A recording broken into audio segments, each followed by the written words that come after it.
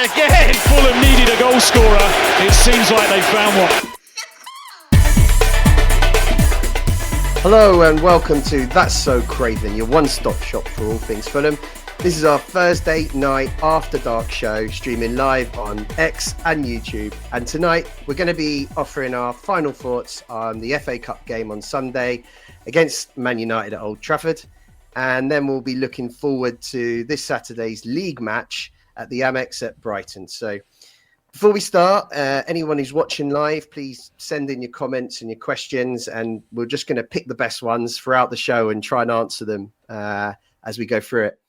So this is Dave here, and I'm joined, as usual, by the Thursday night MVP, Fulham legend, Mary Southgate. So Townsend, how are you? Yeah, I'm good, thank you. It's nice to be back with the OGs. Skibby and Dave, you are back, the duo.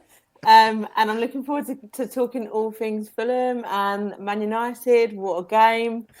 And yeah, I'm looking forward to catching up with Mike as well and having him on board. Yeah, it's going to be fun. And you're right. Yeah, it's the three OGs are back in the seat today because after a little hiatus, it's your Putney Perspective making his return. It's Skibby. So how are you, mate? I'm very good. It's when you were doing your intro of, the ever-present and so on. I was like, oh, this isn't me. This is Mary. But no, it's great to be back. I mean, I've missed... I loved doing the Thursday nights. I love the vibe of it. And don't get me wrong, Jack. I mean, I loved the afternoon sessions with you boys and sort of the reviews. But there's just something different about an evening where you got beer in hand and I'm not keeping one eye on the laptop in case HR are like, what the hell are you doing? Are you working? But no, it's great to be here. Great after a fantastic result. The magic of the cup. I'm still on a high. And yeah, I mean, and Mike's here. I mean, we already sort of touched upon that. So without further ado, Dave, do your thing. Yeah, no, absolutely. So we're joined by a very special guest today from across the pond and representing Fulham Boston supporters group. It's Mike Levy. So Mike, absolute pleasure to have you. First of all, before we talk about Fulham Boston, can we talk a bit about you and, your journey with Fulham, how it all came about? And tell us about Mike. Yeah, absolutely. So, I'm so happy to be on with y'all. This has been such a great time to do it, by the way, especially coming out of the cup. We're feeling great right now. I'm so optimistic about the rest of the season. So I've been I'm one of the co-founders of Fulham Boston. I grew up playing football. It was my favorite thing to do as a kid. I still play regularly now, despite my more advanced age. TC makes me feel so bad about myself every single day, just the way he makes everything look so easy. I can't even talk about what Willian makes me feel like. But we started Fulham Boston last January. A couple of us got around for the Carabao Cup, and we were like, wait, why can't we do this every single week? For me, though, my Fulham journey began about 8-9 years ago. As I said, I grew up playing footy. I had actually a connection to the West Ham system coming up, but I went over to the UK. I actually toured a bunch of ground, so I was right where the boys were and went to Old Trafford. I saw the London Stadium. I went to the place we're not supposed to talk about down the road from us. And then I also went to a couple of the smaller grounds, the New Den, a couple others. And I stumbled on Craven Cottage. I fell in love immediately, the location. And very important for me, actually, is the full America history that you start digging into and exists with that connection. We love that the stewards, the Khans, are American, but on top of that, you just look at the Americans who have played for the club and carried the colors and the badge. When we talk about whether it's Boca Negra, whether we talk about McBride, who was one of my favorite players growing up, whether we talk about Keller, whether we talk about the more recent ones like Ream and Robinson, and even the ones in the middle, the Eric Hindemans, the Luca De La Torres, who kind of held that mantle for full America in the middle. And I'll show off my hat. Our full America. I think it's 22 years strong, and I hope that we continue to do it in the future. Jedi is hopefully around for a long, long time, and we're starting to bring some people behind us too.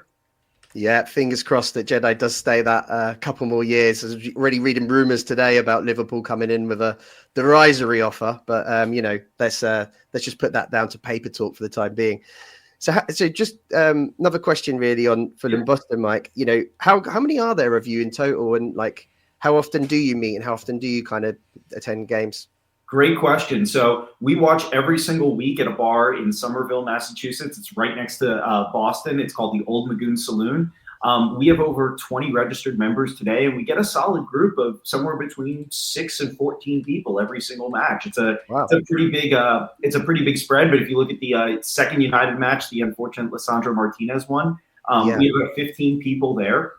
But we have a consistently strong group. Everybody is incredibly well informed. Everybody has their own opinions on their favorites and the people who drive them crazy. It's one of those things where it's great to commiserate together and, you know, celebrate the wins. We actually have just started doing baby Guinness shots after every win. So you'll see on our post, that's not a kid-friendly one.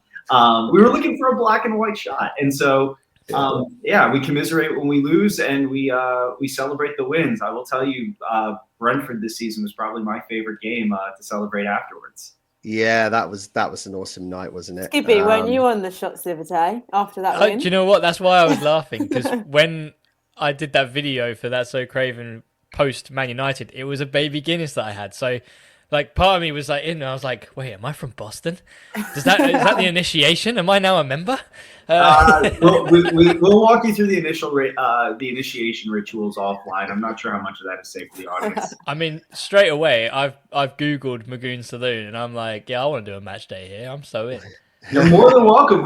So what's really cool is, especially with the location of Boston, we've had people from other supporters groups in the U.S., some from Houston, some from D.C., some from New York come up. We've also had people come over who are over for a weekend from across the pond, from London, and want a place to watch. One of the coolest things is Boston has a ton of colleges. So we have a bunch of college students who are from the London area who are Fulham supporters who have found a home with us. So it's a really, really great place to be. We'd welcome you anytime. I have an extra bedroom. There you go. That's look, we're really excited to have you on. We're really excited to talk about Fulham with you today. And I'm all about making baby Guinness the official drink of Fulham supporters. I'm so in for that. A great idea. So well done, Fulham Boston, bringing that to my attention. Right, Man United. Okay, for those that listened to Monday's show, you'd have heard Skibby and I probably talk enough about the Man United game. So I'm going to jump straight to Mary to get your thoughts, because we haven't heard your thoughts, your feelings, your review of the game. I just love to hear kind of how you're feeling about it now and what you thought of the match overall. Well, I'm delighted that we predicted it right. I think you actually said it was going to go to penalties.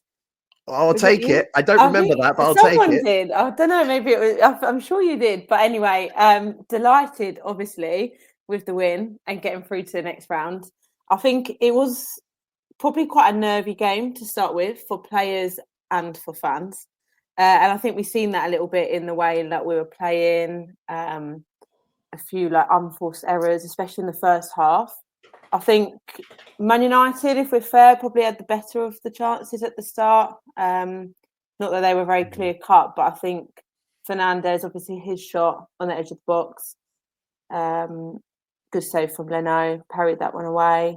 And yeah, I think it was just a bit of a nervy start. There was a lot riding on it from like past games, obviously 2 years ago, and what a revenge in TC's language. Absolute revenge done. But yeah, I think it was just a bit of an interesting first half. It probably would have been fair to go in 0-0, but I'm absolutely not complaining. I mean, that's what Man United did to us both times this season. They've gone and got the goal when perhaps actually it should have been us on the win-in. So yeah, what a corner. It's pretty much a replica of before. Yeah. With the flick on. So yeah, really happy with that. Bassi again flying with the goal scoring. Is he just going to be top goal scorer soon? Maybe. Maybe he's like a dark horse in there. Maybe Man United aren't expecting him to be on the end of that, and he's shot through. But yeah, delighted. I think it's such a good time to score. It's right behind, like the psychology of for both teams going in at half time, having just conceded or just scored, was massive. So yeah, in terms of like, if I just look at the first half there, what time to score. And I'm glad that we were the ones that got the 1-0 up when they've done that to us twice this season. Yeah. Yeah, that was really pleasing because, as you say, we hadn't created much else. There was that header from Lukic; it just went over the bar. But yeah, and Mike, you guys must have been loving that moment when the goal went in. Oh, absolutely incredible! And just before half two is just an amazing feeling. And that flick from Rodrigo is so underrated. I mean, the fact that he has to get over that back line, De Ligt, Maguire are no slouches in the air. So getting that over and Bassi having the wherewithal to make that back post run and hit that to just kind of push it along is just a fantastic way. And you know that definitely impacted the conversations in the locker room after the fact, because you go in, you have a little more energy. You're probably counting down the minutes a little bit more. And if you're Amorim, this obviously isn't a United podcast, but you are probably livid. You are probably breaking things, slamming your fist, and trying to get your boys as jarred up as possible. Yeah, I agree. It's that was a real moment, game-changing moment, I think. So then, of course, the second half, after we came out of the blocks quite well, but then after about 70 minutes, Man United got themselves back in the game, Mary. Yeah, I mean, that was a good goal. It's annoying to say it about Fernandes, but first time, left foot, bottom corner, it was a good goal. I think we probably could have defended it better down that side before it was crossed in. Great cross, but I don't think Berger tried to come out to it, but it was a good finish. Can't deny that. We had a few chances, like you said, just before that. Smith Rowe had his chance before the goal. And then he had another one later on, didn't he? Which was a fingertip save, I think. So that was a shame that didn't go in. But what I liked about Smith Rowe's first chance was the way he carried the ball forward. I think we saw that in recent games. He's starting to get into the flow of it again, and he's carrying the ball quite well. And he did for that build-up. I know he didn't score, but the way he carried it, played it out to Robbo, and then was still there to be in the goal-scoring position, I thought was really good and really strong from him. So that was quite nice to see. But shame to concede that way. It was, but it was a good goal. I agree. I thought it was an excellent goal. Then it gets nervy, right? It's 1-1 at Old Trafford, and you're thinking, this could be same old story, and we managed to see it out 90 minutes, and then it's the dreaded extra time. I mean, what were you thinking? So on the goal, by the way, I for some reason really hate myself and decided to go watch the opening day match against United. It looked really, really similar to the one that Xerxes scored against us in the first one. I wonder if that's something that, the team has been looking at and saying, hey, this might be a weakness for us. But, I'll be honest, I was pretty scared of PKs, but I actually loved the idea of us going into extra time, because you looked at who we had coming off the bench, the experience of Willian coming in, some fresh legs, Cess coming off the bench. And then you looked at who United had on the bench. I think it was 4 or 6 academy prospects were on the bench for them. They had kind of made the substitutions that they could make. And, a lot of people have talked about Obi from United actually having a really big impact on the game after the fact. And that's great. But if that's what United's bringing on, as opposed to, somebody who was previously sold by us for 25 million, I actually felt pretty good about the potential for that. And also just the dynamic switch up of going from somebody like Rodrigo, who I thought had a great, great game, to Raul, who gives us a different element, especially when the ball's at his feet. The things that he can create is just totally, totally different. So I don't want to say it too loudly. I guess I can say it a little louder now, but I was quietly a little confident about how we were going to do going in extra time. Yeah. No, you're right. We did have more off the bench, in which just seems bizarre, but we even managed to get Cess on the right wing. And he nearly had a chance himself, Mary, didn't he, near the end? Yeah, imagine the scenes if he'd gone and scored then. The scenes. But no, he didn't quite. But I just wanted to touch on a point about Jimenez as well. I thought it was really clever to bring him on. Start with Muniz. I think Muniz deserved it from recent performances. But thinking longer term, we then had Jimenez for penalties. Obviously it did, but if it had, Marco didn't know at the time, if it was going to go to penalties, we've got him. who's very strong penalty taker. So I really like the fact that Mooney started and then Jimenez was able to come on for the extra time. And like Mike said, what a bench we had. We've got Willian coming on and we've got people that can still add to the game and change the game. And so I think that was a really positive position to be in. Yeah. But I mean, nothing prepares you for penalties. Yeah, penalties is just, a bit of a lottery. The only thing that, we've had a few go forwards in recent times. I think of the Everton game last year. I think of Preston. I know we lost the Preston game, but we scored about 25 penalties in that penalty shootout. So we've had some practice, put it that way.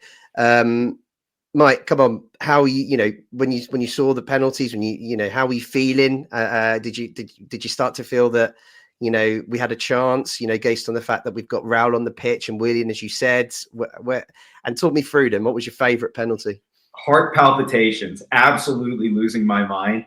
I know you all mentioned it in the last episode. I actually watched the same YouTube video of seeing Berger hit those free kicks, and I was actually quietly excited to see him shoot it. But I have to say the two highlights for me, obviously the Jedi penalty, just so calm, just so cool. I almost think he's trying to look cool as he did it, which was absolutely great. But also, I don't know if you all have seen this video going around online of Raul starting to call out where people are shooting. He must be some sort of penalty savant or body language expert to just know where people are going to go. Because I think that's really the biggest thing is he's got to be the hero of this, not only scoring his, but then pointing to Leno each way to go. And then Leno saying, well, I went with my vibe. No, you went the way that Jimenez told you. Like, it's okay.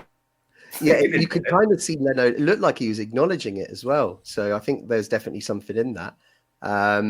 Mary, your favourite penalty out of that bunch? Yeah, but Burgers, what a penalty that was. Yeah. Right in the back. No hesitation, just went for it. But then same like Anthony Robinson, so cool and calm. Same as Willian. And then Jimenez, I had a quick look. He's only ever missed 2 penalties, I think, in his career. He's taken like 41 penalties and scored 39. So, I mean, what a stat that is. But yeah, I just think. Next 5 now. Yeah, I've probably jinxed it now, let's be honest. But sorry, everybody. I formally apologise when he next misses. But yeah, I think our penalties were really confident, really cool. So I think all of them were great penalties, to be quite honest. But Sanderberger's brilliant, top back of the net straight away. And absolute scenes at the end on the pitch, the players, and you would have seen on X, various videos going around from Alex Iwobi's Snapchat. It just looked like the players really enjoyed that one, Mike. Yeah, I mean, it's great to see the camaraderie in the locker room. It's great to see everybody is really playing for each other. Everybody was so excited for Leno as well, and him having that incredible end of the match. That's really his moment. I am curious for all of you, by the way, who do you think would have taken our 5th penalty? Because I've heard a couple different options, and I thought it was really obvious, but I'm curious what y'all think. Well, let's get Skibby involved in that, because I know he's been trying to figure that one out on our Discord group. So, Skibby, have you had any answers? I have had mixed reviews, I think is the official answer. So, in the know guy seemed to think it was Smith Rowe. However, if you watch the players talking about their favourite penalties, I think Andreas Pereira actually hints at maybe it was Reedy. And in my eyes, I thought it was going to be Reedy. I think for the 5th penalty, you just needed that kind of level-headed leader of the team who just wouldn't really falter at the occasion. And I don't want to sort of dig him out. I think he's a fantastic player, but I do think that Smith Rowe, for me, has a bit of a fragile mentality at the moment. When I just think that a miss would have completely broken him. So we're now sort of slowly getting him back to where he can be. So I think for me, Reedy was the best choice. But I mean, if we're really sort of looking at other players, Bassi, I think, would be sky-high confidence, and the way that he's been marauding forward at recent times and taking pot shots at goal, and some of them are actually decent shots, so I wouldn't be surprised if it was him. But no, I think Harrison Reed, I think, is the 90% chance rate, I think. But is that who you guys would have wanted to see, though? Dave? Well, I think Mary would have wanted to see Cess take it. I think she wanted the fairy tale ending. Am I right, Mary? I'd be knee sliding along with Cess. No, but I do think Reedy would have been the best option. Like Skivvy said, like more leadership and experience head on him. Yeah. Okay, so look, fantastic result, and we now go forward to Brighton on Saturday. At the Amex, back to league action, and look, we've had a fantastic record against Brighton in recent years. In fact, I got Jack to put together this slide here for us. It shows the last 9 results where we're actually undefeated against Brighton. Oh, now we do. So without meaning to tempt fate, I just thought I'd highlight that. There's 4-5 wins in there, I believe, 4 draws. Is that right? So it's been a really we're a bit of a bogey team for them, and they struggle to get a result. Now that maybe some people might think that means something, others might say it doesn't. But Skibby, what's your thoughts heading into this one? You think it's going to be a tough game? Absolutely. I think Brighton probably have one of the best managers in the league, if I'm honest. A very, very young rookie manager, but it's working for him. He doesn't seem to be faltering, and in a way that you see other young coaches do, where I'm going to use Scott Parker as a great example because he was awful. But not taking responsibility, not really having an identity. Scott Parker got to around, I think, November and didn't know who his best 11 were. Things like that. I think this guy's come in, and you know what's really disrespectful? I don't actually know his name. I remember certain aspects, but that's the guy. But he came in, he said, this is the identity, this is how we're going to play, and it's working. And I think there have been some faltering moments. I think our last game with them is probably one of them, where I don't think Brighton played as well as they can, and I think they got caught out a little. He got out tactical by Marco Silva, I would say. And then there was elements with Forest when they lost 7-0. And you're thinking, well, that's crazy. This Brighton team are challenging for Champions League right now, but yet they're losing 7-0 to Forest, who, fair enough, they were sitting in the top 3 at the time. But as we've rightly seen, they're not a top 4 team. They're not even a top 6 team. They're god-awful. But, there was some key issues that I saw in that game, which was, they had Hinchelwood, young 20-year-old, sitting as sort of a defensive midfielder on his own, and was just being overrun in the middle. And, he just didn't... It's easy for us watching on TV and saying, Jesus Christ, that poor kid. But from the sideline, he just didn't react quick enough. And I think it's just one of those things. So, I mean, I'm impressed with Brighton. I got in trouble in the last Brighton podcast because my mum's a Brighton fan. So I think I said that they were woeful and it'll be an easy win and things like that. And yeah, if I wasn't, a mortgage paying 30-year-old man, I would have been grounded. But no, I think it's going to be a really tough game. Brighton, Amex is a tough place to go. They've got quality, and you've seen that. Then they're not in the top 8, just because, for no reason, right? They are a very good footballing side. They've got an identity. They've got some quality players like Mitoma, Minte, and João Pedro. I think they just got quality across the pitch. So it's going to be a very, very tough game, in my opinion. Yeah, no doubt. And I think I agree that you look back at the game back in December, and they didn't play particularly well that day.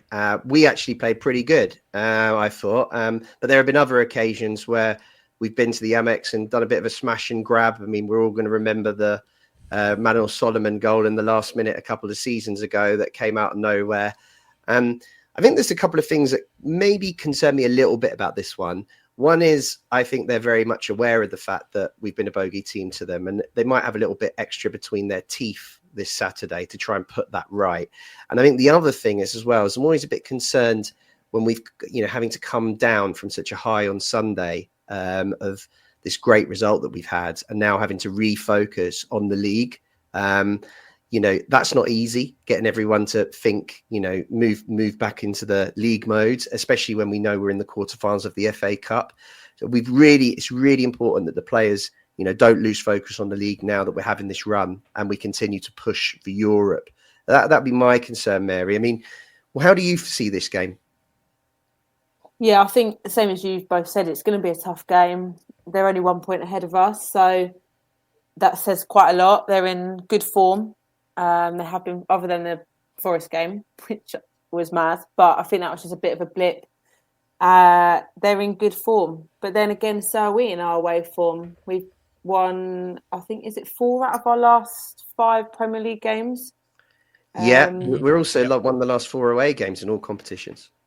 Yeah, so like our away form's really positive at the moment. Don't know how many fans we've got going down there actually, but I think we stand a really good chance. But I think it's going to be really tough. And like Skibby said, Pedro up top. I think he's their top goal scorer, so he's one to watch. They've got Welbeck that scored the winner in the last 2 games that they've played, so he's one that can come on and make a difference and someone that we need to be quite aware of. But I think they're quite well established with their formation that they're going to at the moment. They're quite settled with that. So, I think it's going to be really tough. I think it is going to be tough. And Mike, it's going to, as everyone kind of thinks it's going to be a tough game. I trust you feel similar. Yeah, and it's going to be interesting because we're not going to have Lukic for the game, which is a big loss for us. I'm going to be really, really curious how Marco sets up. And especially you've highlighted, these games that we've had recently against Brighton, they've all been pretty tight. Even the ones where, we've scored a couple goals past them. They've all been tight games. That being said, and I'm sure we'll get onto this in a minute, I think the 2 things I'm most interested to see is the cup games were much cagier performances. It's a single elimination tournament. I think the team is ready to stretch their legs and probably try to go on the offensive a little bit. I'm sure Brighton feels the same way. And then especially with Lukic out and us being away, which formation are we going to play? Are we going to play 5 at the back? Are we going to play, the standard 4-2-3-1? I'll actually be really curious to see, and I'm curious to get all your perspectives as well. I think it's a great question, really, because there's lots of options for Marco.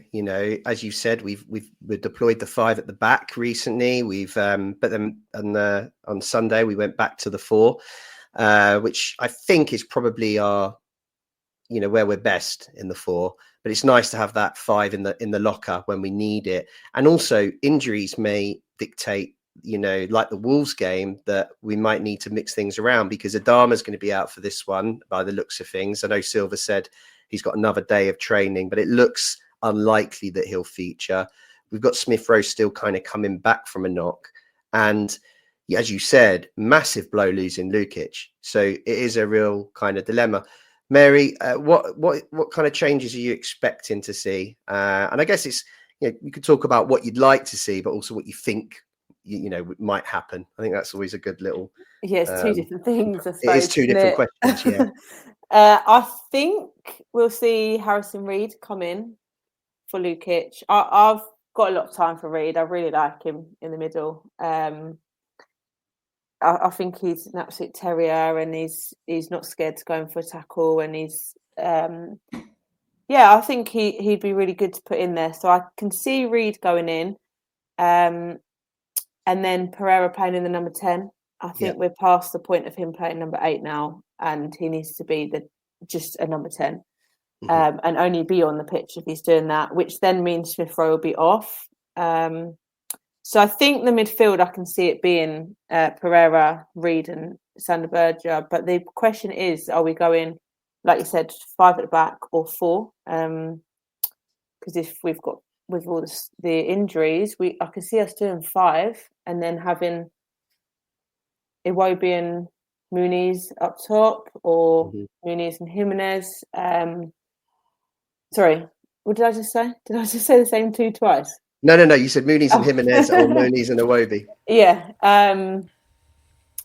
But I want to see Iwobi on the pitch. So, I part of me thinks we might go 5 at the back. That's interesting.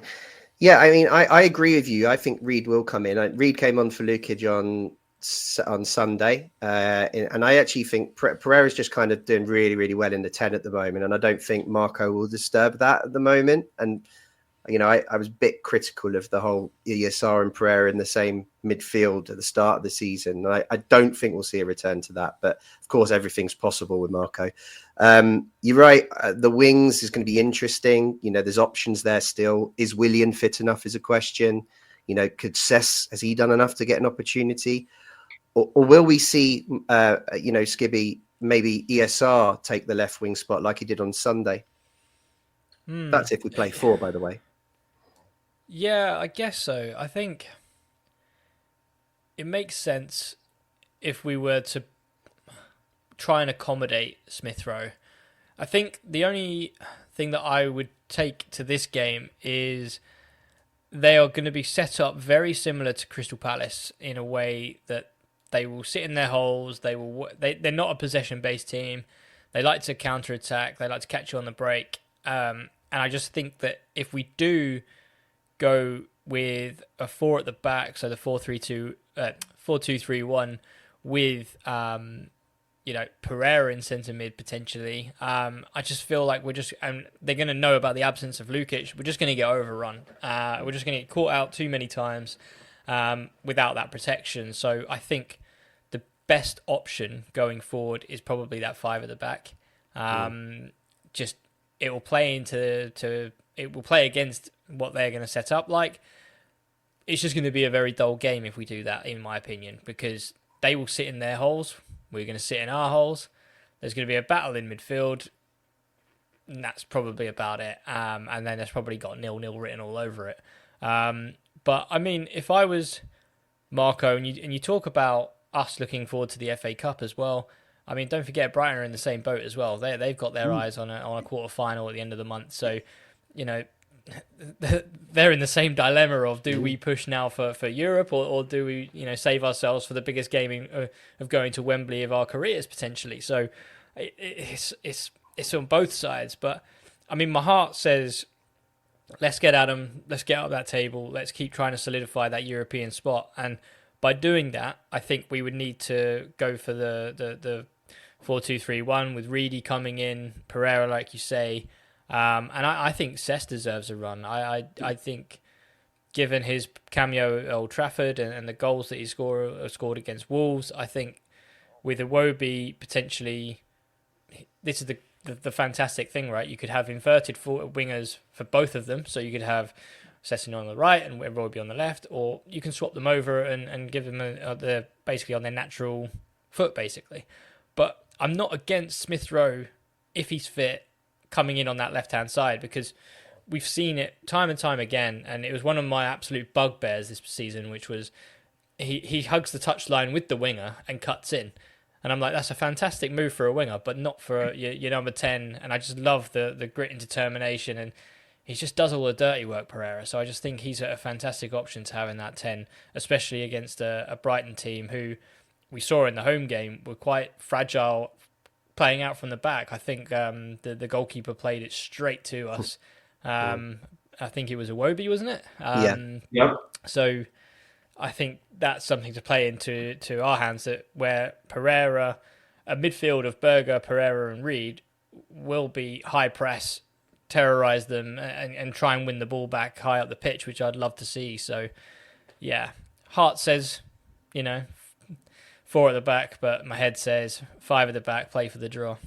So let me ask you all. Yeah, I was going to ask you all. I have a little bit of, maybe this is a little bit too much Claudio Ranieri Tinkerman going on in my head right now. Oh, get out. But I would absolutely Straight away. love, I'm just putting this out here. I would love to see a 5 at the back. And I love the midfield that you just gave us, Skibby, except for part of me is a little concerned if they are going to try to play the counterattack that we could use a little more of a calm, cooler head in the midfield and maybe let Reed come off the bench and actually move Iwobi next to Berger and then have ESR playing. I know we've just talked about how ESR and Pereira can't play together in the same midfield, but I'd love to see the two of them actually playing off a target man striker and then having that midfield 3 be or midfield 4 essentially of 2 slightly ahead of Smith Rowe and Pereira with Berger and Iwobi holding in behind. And that allows for the overlaps for the wingbacks still. So I'd love to see that. I don't know what anybody else's thoughts are, and you then have to pick which back three you want. I assume Diop would slot in, but I think that could be a really cool setup against a team that likes to counter. It's an interesting point. I think there's been talk earlier in the season about could Iwobi play the 8. I think he likes to play central. He's been very honest about that in interviews in the past. Mary, could you see that scenario, or do you think that Marco's kind of relies on Iwobi to provide some width and help us build attacks in the wide areas? I think Marco likes Iwobi out wide. But I'm sure there has been times when Iwobi has dropped in. Yeah, there has. There, so we know that Marco can be flexible with that, but I think we won't see that. I think Iwobi would be out wide, but like you touched on earlier, Dave, I wonder if it's an opportunity for Cess to come in. If we play him 4 at the back, then can we have Cess out on the left maybe and Iwobi on the right? So I do think there's a fair few options for where Iwobi could go, but I don't feel like that will be the one. Yeah. But I can see the benefit of it, of him being there. Which, I mean, touching on Iwobi, did anyone see that he loves a bit of five-a-side? Yeah. Do you know what? Really I'm not having that for a second. Because if I'm playing five-a-side, right, and someone comes in dressed up like a ninja, like he called out, and I'm not being funny, the levels.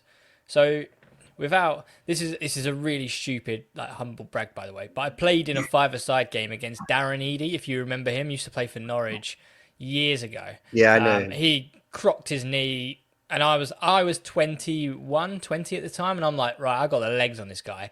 He was still levels above me, right? So this guy, who was in his 40s at the time, was running rings around me, 20, best shape I've ever been in my life, right? So if a guy walks up and into your five-a-side game, dressed to his eyes like a ninja, and he is going to be absolute levels, and when I speak levels above everyone else, I'd walk off. There's no chance that he's going off oh yeah, people just call me Jeff and all that. No, people know who you are. Yeah. Or they're gonna be guessing that something's up. I don't know. But he said he was so nonchalant. He said he didn't play league games. He just played with his friends. So that makes it a little bit more believable. But I thought it was really interesting that Marco said that he got asked about it in the press conference, head of Man United. Oh, did he?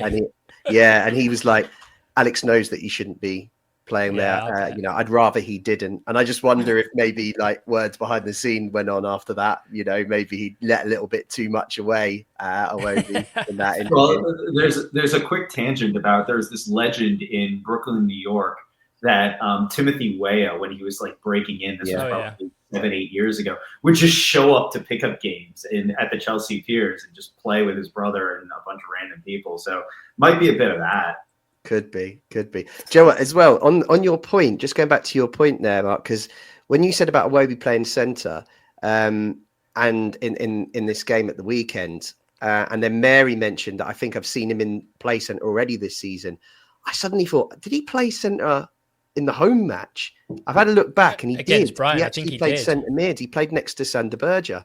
So maybe there's something in this. And he got 2 goals, didn't he? Yeah, he got 2 goals as well. So, we lined up basically in a 4 at the back.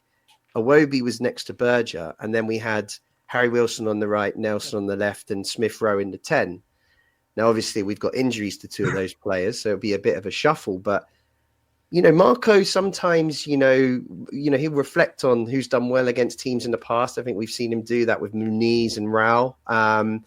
Maybe that's not a terrible shout. It'd certainly be a surprise, but I totally see the logic in it. If that's anything to go by. But right, it's prediction time, guys. I want to hear what you think we're going to get out of this one. Let's start with you, mate. How are you feeling? Are you positive, or are you kind of nervous at the as I mentioned, come down from Sunday and maybe Brighton have a bit between their teeth, or do you just believe in that away form and that momentum that we have at the moment? For me, I don't think we're going to lose. Part of me thinks it could be a draw. We've hardly kept any clean sheets this year. I think only a couple. I think this year Mm. in the last in a while. So I'm going to go with 2-2. I think there's goals in it. I think it'll be close. And unfortunately, I think we're going to concede. But I think it's going to be a good game. I am really interested in how we set up. I do think we'll possibly go with 5 at the back. Mm-hmm. But then I'm really interested in personnel as well with that. But I am going to go 2-2, which I don't think, looking at the last 9 games, we haven't had a 2-2 for a long time. So No, that's true. Skibby? Yeah, I think it's going to be a bit cagey. I think it's going to be a 1-1 draw. I don't think, like Mary said, we're not very good at keeping clean sheets, so we'll concede. I just think that Brighton have too much about them to concede too many goals. I think they've done quite well this year, especially defensively, apart from against us. But I just think a home game for them, they'll be up for it. I think it'll be a 1-1 draw. Yeah, much the same as last season, I believe. Polina's got the equaliser, didn't he, in that one? That's right. Mike, your thoughts? Yeah, I actually think it's going to be a little more open.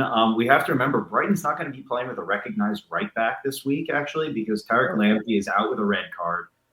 Van Heck, I believe, is coming back from injury right now. So I don't really know who they're playing back there. I like that everybody's predicting draws. I'm going to be a bit of an optimist. I'm going to say it's going to be a 3-2 win.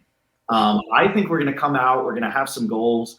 We haven't scored 3 goals in a decent amount of time. And Mary is 100% right. We don't really keep clean sheets particularly. So I could see this being both teams, having had long games, there being some sloppy play in there and a lot of transition goals. Yeah. Okay. Interesting. I think do you know what? I'm a little worried, if I'm honest. Sometimes, as I say, you come off these big wins like Sunday, and it's really hard to kind of get focused again on the next one. So I'm a little bit worried. The optimist in me says a draw, and I'd take a draw, to be honest. I think that would be a good result of the Amex. So I'd take a point, and I don't think there'll be as many goals in it as Mary does. I think it might be a 1-1 like Skibby, maybe even a 0-0. But my worry is this could be one that's a difficult afternoon, and I really hope I'm wrong about it. So yeah, we'll see. It's going to be interesting. I think what I'm most looking forward to, as you've all kind of alluded to, is the lineup and the personnel and how we're going to tackle this one. It's quite exciting, actually. This gives other players an opportunity when players get injured, or suspended. So yeah, that will be one to look forward to. So after that, we've got quite a tricky run. Just pulling that one up now. So we got the Spurs game at home, which is next Saturday. Spurs have obviously had their problems this year, but it won't be easy. Our home form's not been particularly good, so that's another tricky one. We now know that Crystal Palace will be on Saturday the 29th, and it will be a 12:15 kickoff. That's going to be an early morning for you guys, Mike, if you're watching it over there. But I know you're thinking and hoping you might be able to come over for this one.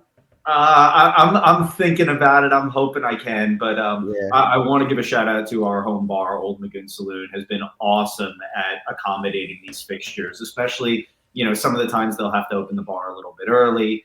They are incredibly accommodating. They are fantastic to us, and hopefully they're okay with us maybe opening the bar up just a little bit earlier for that game. And they're licensed to sell alcohol. You're going to be able to have that baby Guinness at like 11 a.m. 11 a.m. on a Sunday. There's actually an obscure Boston law that you are not allowed to sell alcohol before 11 a.m. on Sunday. So might be an 11:05 one for us. Okay. Yeah. No, it's a tough run, Mary, right? I mean, then we've got Arsenal, then we've got Liverpool. I mean, on paper, it looks tough. Yeah, it does. We know Arsenal, well, they had a big win the other day, but they're lacking a little bit up top. But yeah, on paper, tough game. So what we know all season, what we think is going to happen doesn't always happen. And we seem to play better against the tougher teams and maybe drop a little bit or struggle against the lower teams. So I think It's really Gonna hard to struggle against call. Spurs then.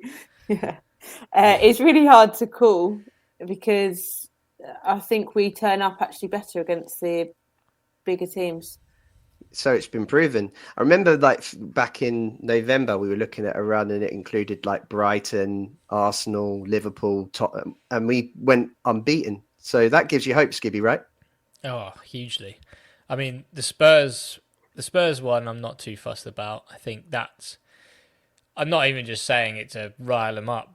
I mean, I think they've just lost tonight. AZ Alkmaar, they've lost a ridiculous own goal, I believe. So they're just in pieces. They just can't get going, and I feel for them. But no, I think it's the running, right? It's unfortunate that Arsenal really aren't part of the title race anymore, because normally that's about the time when they're like, right, we're only 3 points off top, and then they start to choke, and they've already choked. So we don't really have that to look forward to. And then Liverpool may have taken their foot off the gas by that point. I mean, they've got Champions League to play for. They're nearly 10 points clear, so they're going to be more than happy. So I think, if anything, for Arsenal and Liverpool in that kind of run, they're going to be looking at us and seeing that Fulham have a lot to play for still. I mean, we're like, look at it, we're 4 points off, because the Champions League apparently is going to fifth this year. So we're 4 points off Champions League. We've got huge amounts to play for. I mean, yeah, we got the FA Cup still going on, but I mean, Liverpool still have Champions League and stuff. But we're not, sitting where Man United, Spurs are, where we're safe, but we can't really get too far up the pitch. Therefore, we've got nothing to play for. The boys are going to be up for this. And there is a belief that we've set at the beginning of the season, which is we can tangle with the best of them. I mean, for some reason, we keep dropping points against the worst teams. But that being said, we are going toe-to-toe with Arsenal. We are going toe-to-toe with City, and lost narrowly. Liverpool, we gave them a hell of a scare, I believe. So, I mean, they're going to be coming into this game quite anxious, I would say. And it's a really awkward place for them to come to. It's not the biggest pitch. The run-offs are tiny. They hate coming here. But, we work it to our favour. And who knows? We could get another unbeaten run. I'm looking forward to it. I think the rest of the team are. And I mean, you look at the snap. It sounds really millennial of me, but you look at the Snapchat stories, you look at the Instagram stories, and this team is together. This team believes that they can beat anyone, and that is flowing through to the fans as well. So bring it on. Yeah, the mentality has been so different this year. It's just been like nothing I've seen before. And as you've both said, going to these big grounds, nothing seems to scare us anymore. And it just makes you think we've got a chance in all these games. Mike, we've played away, haven't we? We've done, or have we got to go Emirates? No, we're going to Emirates. Yeah, we played them at home already. We drew 1-1. But yeah, Mike, you reckon if we can get through this period and just still be in the running of Europe, we're going to have a real chance, right?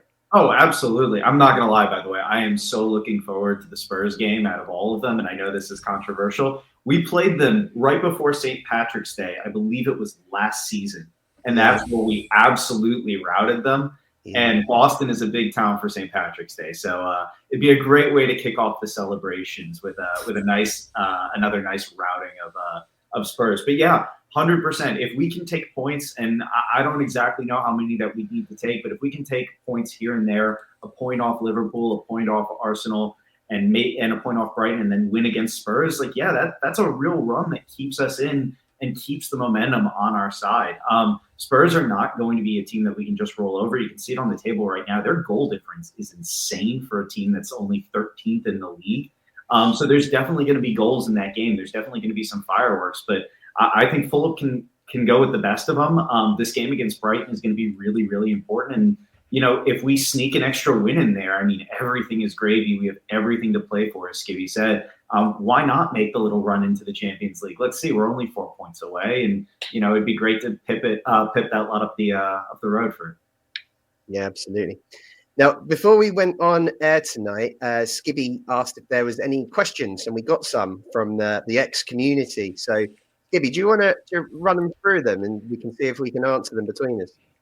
We did, and do you know what? This is one of my favourite questions, because it's one that I think we've asked internally, but never on the podcast. But Graying Sideburns, Brian, thank you very much for your question, says, would you rather make the final of the FA Cup or get into the Conference League?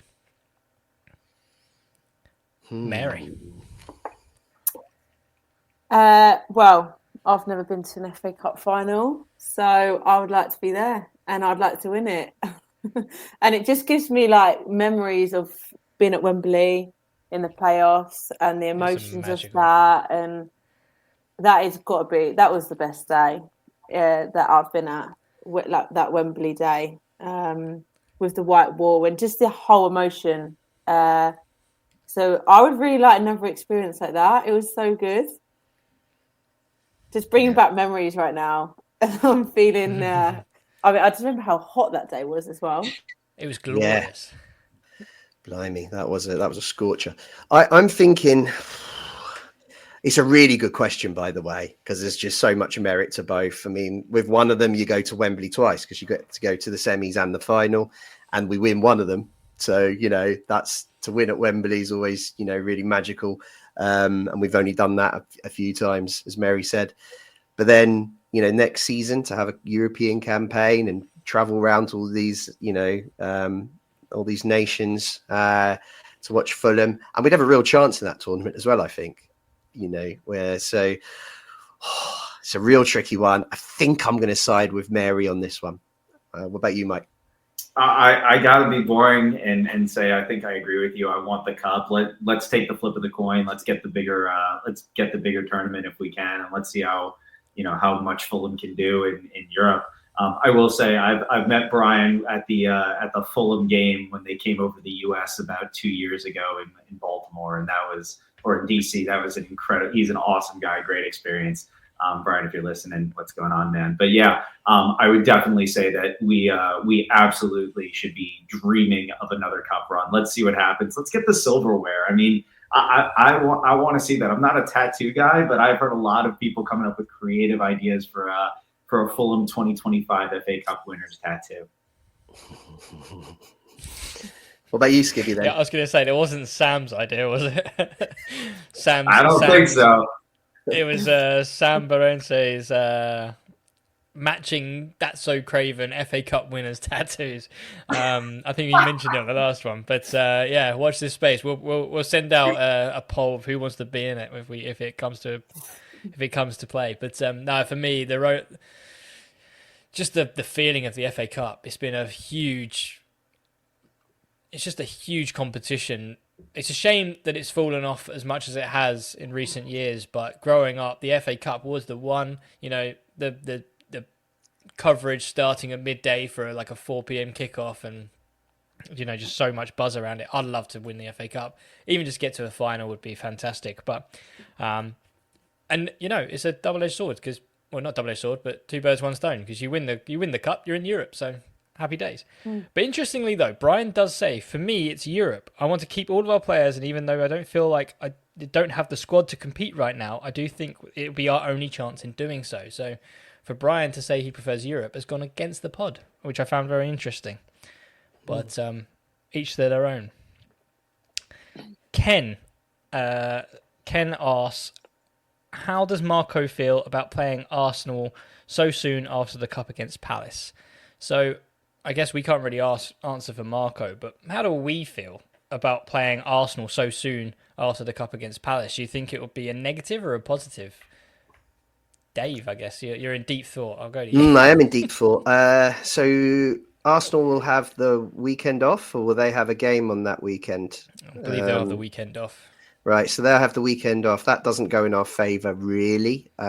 Also, it's a Saturday game, so there's enough time for us to turn it, to get ready for a Wednesday night match. I think the problem is that we're playing 3 really tough teams in a row, isn't it? So we've got Palace on the Saturday, 12:15, Arsenal on the Tuesday night. Is that right? I think it's the Tuesday, actually. Yeah. And then Liverpool on the Saturday or Sunday to be confirmed, depending on Europe. It's a really, really tough little period. And we might have to mix, rest some players for the Arsenal game just to kind of get through that period. So I don't think he'll be particularly happy about it, but I guess it just is what it is. Yeah. And Mary, do you feel, or Mike, go ahead. I was going to say it's really tricky because Marco's got his eye on both the FA Cup and the league, and when you've got so many like important games in such a short period, he's got a lot of things to consider, like rotation. Who would he rotate? Would we need to change formation to make sure people are rested? But it will be really tricky to get the balance between making sure we're strong enough and ready enough for FA Cup game and also for the league. So yeah, I don't think it's ideal, let's be honest, but I trust in Marco to make the changes that he thinks he should. And like we've said, we've got depth in our squad. I know we've got injuries, but hopefully we'll have Traore back in, Lukic will be back in, and we'll have a bit more depth in that sense. And Sess is coming up again now, and so I think there'll be options if he wants to rotate, but it's not ideal. Yeah, I will say something that I find really interesting is they had to reschedule, I believe it was the Southampton game for the Cup. So it's not like this run is necessarily coming as a surprise. Obviously, you probably would have been able to rotate against Southampton in the league as opposed to, Palace in the quarterfinals of the Cup. But this is practice for Europe. This is what we're going to have to do if we're all talking about going to Europe. We're going to have 3 games in 7 days. So I think Marco's always been good at rotating the squad. But I think he's probably looked at this period in the calendar and gone, okay, so we got Liverpool and Arsenal back-to-back. Like he's probably not super happy about that, but it's probably been something that he's been thinking about for a decent amount of time just because of the fact that we always had a game on that Saturday anyway. No, exactly. And to be honest, I echo your points. It is what it is, and that's, I'm going to say it's football. It seems to only be English football, but the fixture congestion, which foreign managers always complain about. But hey, the reason it's happening is because you're doing well, and it should be something which we should embrace because it might not happen very often. So I think we just got to go with what we can at that point. But the one thing I forgot to say, so the previous question, we did have an answer on X from Roger Southgate, Townsend Senior to his friends. Go on, Dad. Do you know what? I can't not read this, but without feeling a bit of hurt in here. But he says, reach and win the cup final. I was there when we lost to West Ham and Middlesbrough the following season. We lost the Anglo-Scottish Cup final over 2 legs to them. So that is a man who has witnessed typical Fulham failure. So if we don't, win the FA Cup for our fans, just win it for Roger, man. He's been through it. He's been through the wars. We're here for you, Dad. We're here for you. That's it. I feel like we should put like a helpline on screen as well. If you've been affected by what Roger has talked about, by losing to West Ham and Middlesbrough in those cup finals, reach out to us. There are people who can help you. Mary, will Roger get the matching tattoo with Skibby? No, he won't be doing that. I'll get him on the baby Guinnesses though. Love it. Oh yeah. I think that's going to be a dangerous new trend, that one. Brilliant. Is there any more, Skibby? They were the questions we had. Well, look, I think that's probably a wrap then. I really enjoyed talking with you guys tonight about everything. Man United, about Brighton. I do apologise. There was one in the Discord. Oh, was there? Oh, come on. Let's do one more. And this one is directly for Mike, because I can't answer this, and I don't think you two can either. But this is, why is Fulham Boston the best Full America group? Definitely not by one of Mike Levy's co-conspirators. Yeah. So why is it the best? Yeah, I think one of the things that's really cool about Fulham Boston is, as I said, we really came together because we love the Carabao Cup run. It was one of those things where the energy is absolutely there. We're all up at 10 a.m. Eastern to go watch matches together, have a great time. We take over about a third of the bar, which is pretty funny. And it's just a good time. We get a massive screen. We get the sounds on in the bar. It's a great way to start a weekend. And especially when Fulham pull off a win, it's a great way to start things off. So absolutely, if you're in the Boston area, you can reach out to us on all our socials. We're Fulham Boston everywhere. Please, absolutely reach out, join us. We are so excited to continue to see this grow. Actually, if we have a minute, I have a fun question for all three of you, if you don't mind. Yeah. I did not prep them. Always. So, since I'm on the podcast, I feel like I have to ask. We started this off by talking about hopefully Jedi has another couple years with us. But continuing the full America trend, I'm not sure if I'm putting you all on the spot, any American players. Who would you want to continue the trend for full America for us? Obviously, we shouldn't buy players just based off nationality, but still, with Ream gone, we should be thinking about it. Who's the striker, the young striker? Is he playing in Holland at the moment? Ricardo Pepi. Yeah, I think it would be him. I think there's a player there, and I think that he'd be a good asset and be a good, he's kind of got the profile that Marco wants in a striker. So, yeah, Pepi would be my pick.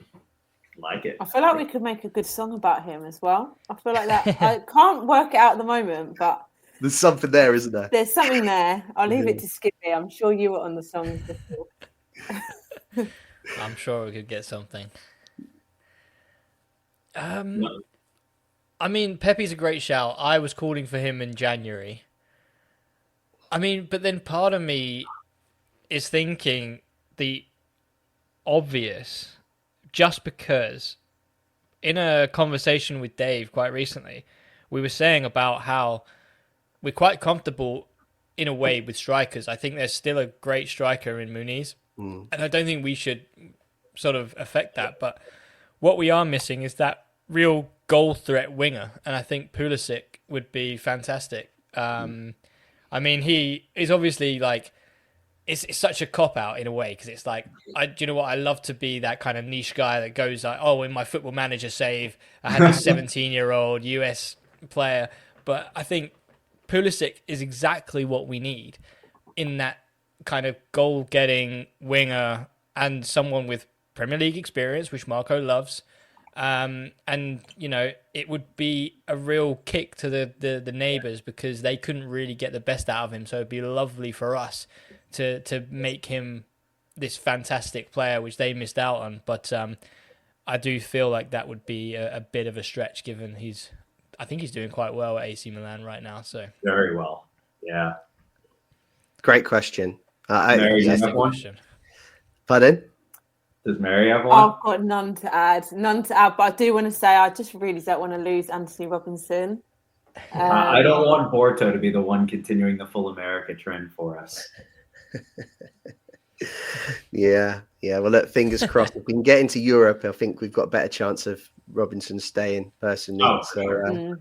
Yeah, that's the way to go. So, okay. So look, brilliant to talk to you guys. It's been great to have people following and sending in comments as well in the group. Just one ask. Oh yeah, sure, please. For Fulham Boston and for all these international groups, on match days in our Discord, we have like a match day section. Can we just get like a picture of all you guys or something, so it just feels like we're part of it as well? I want to be in Magoon Saloon. Yeah. But just these little kind of snippets of we're watching the game in this bar, little selfie. You don't even have to be in the Discord that long, but that would be fantastic to see. So that's just a little ask from me.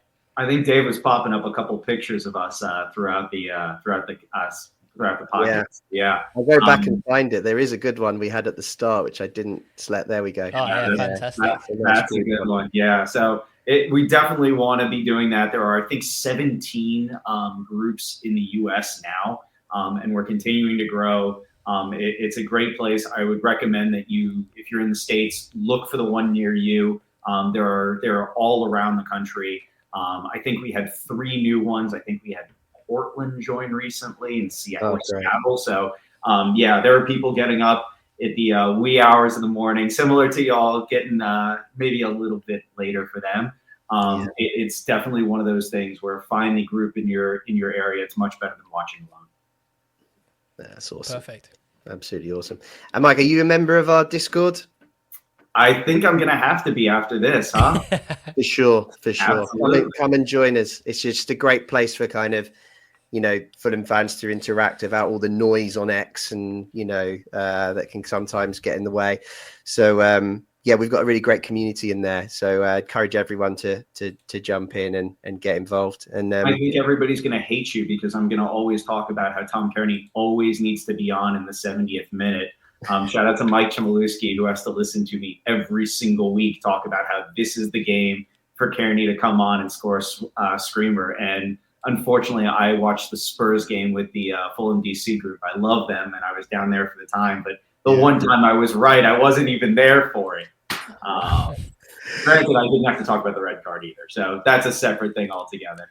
No, look, I think a lot of fans would agree with you. So I think you'll be you'll be a welcome addition for sure. So look, we'll be back again on Sunday, I believe, reviewing the game against Brighton. So put that one in your calendar. Look forward to that. And I'd just like to thank you guys for joining. Skibby, great to have you back. Great to be back. Great to have a couple of beers and learn about a bar I need to visit in Boston. So I learned something tonight. So there we go. I'm happy. Always and the love. baby Guinnesses as well. So And that's the going to baby be a Guinness. thing. Yeah. Always love. If only we had one now to sign off with. That would have been a great way to end the show. But Mary, thanks for having you as always. Thanks. It's been good. It's been good. Good laugh. We've talked about loads of different things today. Nice to catch up with Mike. And I am looking forward to getting my mum and dad involved in the old baby Guinness on the next Fulham win, which hopefully will be this weekend.